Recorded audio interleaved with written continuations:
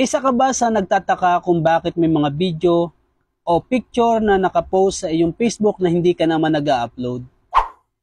Nagtataka ka rin ba bakit may mga video, larawan na hindi ka aya-aya sa mga batang manonood?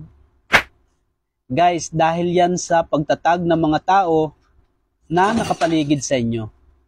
Mga tao na nagtatag para mag-promote at ipakilala ang kanilang mga video. Mag-ingat tayo. Kasi nga guys, ito rin yung nagiging dahilan kung bakit hindi tayo ma-monetize. Ito rin yung dahilan kung bakit tayo nagkakaroon ng sandamakmak na violation dito sa Facebook. Lalo na kung ikaw ay vlogger o content creator.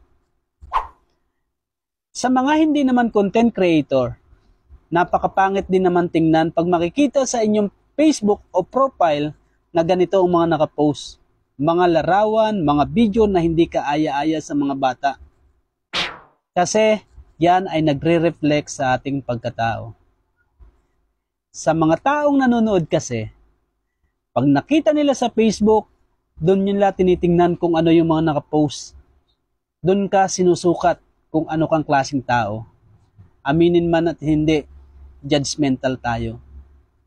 Kaya guys, kung ayaw nyo mangyari ito sa inyo, tuturuan ko kayo kung paano natin makokontrol ang mga bagay na ito. By the way, I'm Teacher Dindo, teacher on the line.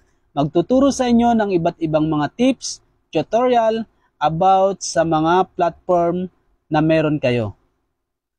Kung gusto niyo po itong topic na ito at may mga katanungan kayo, just comment down below at sasagutin natin yan at re-resolutionan natin ang mga problema ninyo.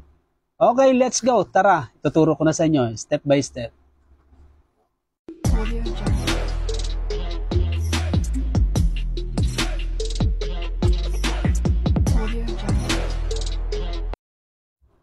Dito sa inyong Facebook, ayan, i-click nyo lang yung tatlong guhit sa taas.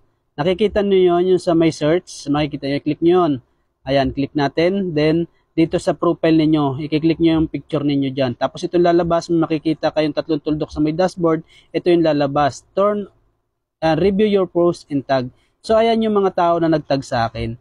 So, hindi ko pa na-approve. So, subukan natin i-approve ngayon. Ayan, add to profile po natin. Pag add to profile, automatic na yan makikita na dun sa aking Facebook, sa wall ng Facebook ko, ng mga follower ko. Ayan, add to post, add to profile. Ayun, ano na natin yung isa. Ito, add to profile din. So, ayan. Okay na, na-approve na natin. So, ganito lang guys ang ginawa ko. Pumunta ako dito sa settings. So, naka-on yan. Pag naka-on yan, kontrolado ko lahat yung magtatag. Kailangan i-on. Pag naka-off ito, diretso ka agad dyan pag sila nagtag sa akin. So, dapat naka-on. Ayan guys, dito naman sa baba, everyone, friend to friend, or friend, yan yung mga tao na pwedeng magtag sa akin. So, naka-everyone ako kasi nakokontrol ko naman. So, kasi nga may mga nagtatag na hindi magaganda at hindi angkop para sa mga bata. So, para maiwasan ito, ganito yung gawin ninyo. That's it for today's video. Follow pa more and God bless everyone.